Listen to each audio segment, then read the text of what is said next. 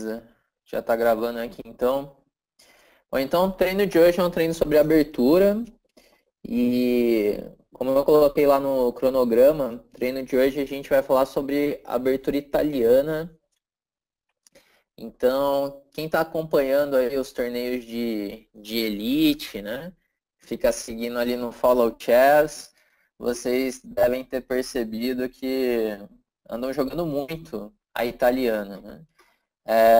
Isso porque na Rui Lopes, né, que sempre foi a abertura principal das brancas contra E5, existem algumas defesas aqui em que o branco está tendo bastante dificuldade de conseguir alguma vantagem. Por exemplo, a berlinesa, esse final da berlinesa é muito difícil, né? O branco conseguir vantagem. Essa posição aqui foi a variante que o Kramnik usou no match contra o Kasparov, né? E é uma defesa muito sólida, essa de pretas, e precisa entender muito bem, assim, a teoria já está lá na frente. Então, assim, o branco tem que preparar muito, tem que entender muito a posição, e não é nenhuma garantia que vai conseguir vantagem. E a outra defesa, que eu considero assim, muito dura também, é o ataque Marshall, né? Então, o ataque Marshall contra Rui Lopes acontece algo parecido. É uma defesa bem teórica, e assim, o branco precisa preparar muito, encontrar ideias novas para conseguir tirar alguma vantagem, e mesmo assim, não é garantia que vai conseguir vantagem, né? Que assim, o preto tem várias ideias ali para conseguir um jogo dinâmico, né? Joga com peão a menos, com iniciativa. E o jogador de pretos vai estar bem preparado nesse tipo de posição também. Então, na busca de alguma alternativa, começaram a jogar italiana, né? Com bispo C4, bispo C5, D3 e C3. Então, vários jogadores aí do top 10 ali, vamos colocar Carlsen, Kramnik, Karjakin, Anand, Nepomniachtchi, todos esses jogadores, né? Tem vários outros que estão jogando também, usando a italiana, com a ideia de assim, buscar uma posição onde o jogo não seja tão forçado, né? Porque quando entra num ataque em marcha, por exemplo, tem variantes muito forçadas que o preto faz ali 20 lances, até mais de 20 lances, sem precisar sair da preparação. Então, é como se o cara não precisasse jogar, né? Ele está só seguindo o book ali. Então, uma das ideias da italiana é evitar essas variantes forçadas, porque na italiana, basicamente, o branco pode fazer qualquer lance aqui na posição, né, que não vai alterar muito as ideias, né? Então, dá para criar mais nesse tipo de posição. Então, eu não vou dizer que o branco consegue vantagem nessa posição, porque hoje é difícil achar uma abertura que consiga vantagem, né, contra E5. Mas é uma posição rica em possibilidades. Então, já é mais interessante do que um ataque marcha, por exemplo, onde é tudo forçado e não é a garantia que vai conseguir vantagem. Então, pensando nessa ideia que começaram a jogar italiana. Então, esse tipo de posição que a gente vai analisar no treino de hoje. As posições que surgem desse centro aqui, é 4, D3 e C3. Porque o principal para jogar italiana é entender os planos, como jogar esse centro, né? Então, alguém aqui tem alguma ideia por que o branco joga com C3 e D3, né, ao invés de jogar C3 e D4, por exemplo? Alguém tem alguma ideia do que o branco quer fazer com esse centro?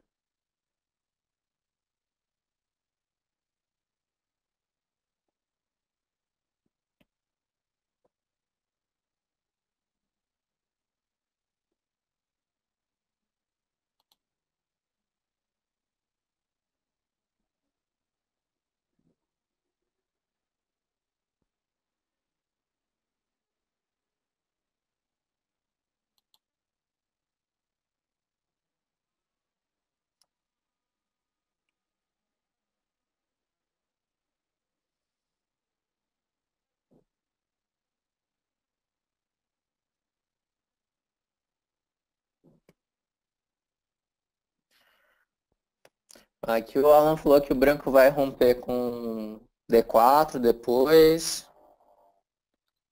O Ayrton falou que é para restringir os cavalos. Pedro tentar manter uma posição mais sólida. Então, esse centro aqui é um centro bem sólido mesmo, né? Mas a principal vantagem desse centro é que ele é muito flexível. O branco ele controla o centro, controla as casas centrais, e o branco ele pode escolher o melhor momento para fazer a ruptura D4. Então, tem posições que ele vai fazer D4 e tem posições que nem vai fazer D4 também. Fica essa opção, né, de jogar o não D4 no momento onde o branco estiver bem preparado. Essa é uma das vantagens desse centro, né? Deixa eu ver o que mais aqui. O Ayrton falou preparar a troca do bispo de casas pretas. Muitas posições o branco ele joga mesmo, um bispo E3 em algum momento, que esse bispo ele fica forte em C5, né? É uma ideia também. Mas, assim, falando do centro, tem essa ideia de manter o centro flexível. E outra ideia é a seguinte, que para você jogar na ala, seja na ala da dama ou na ala do rei, você precisa ter um centro sólido. Então, essa é a principal ideia das brancas, que com esse centro, C3, D3 e E4, o branco ele pode pensar em jogar nas alas, porque a ruptura D5, ela não tem tanto efeito nesse centro, né?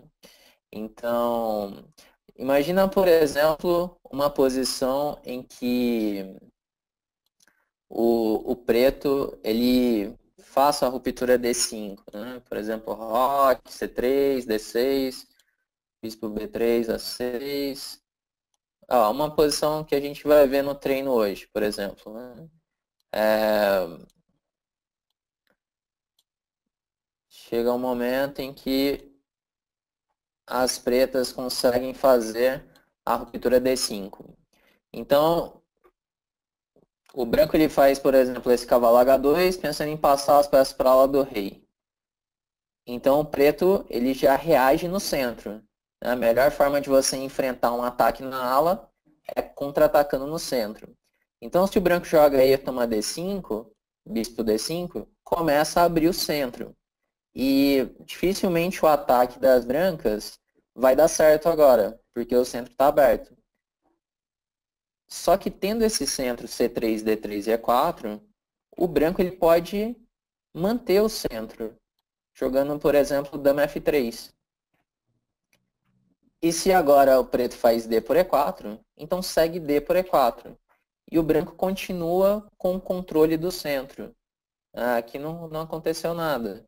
E vai seguir o ataque na ala do rei, com cavalo G3, cavalo G4, cavalo F5. Já começa a ter as ideias de bispo H6. Então, essa é uma das principais ideias de ter esse centro, C3, D3, E4. Você poder jogar na ala sem precisar se preocupar com o contrajogo no centro, né?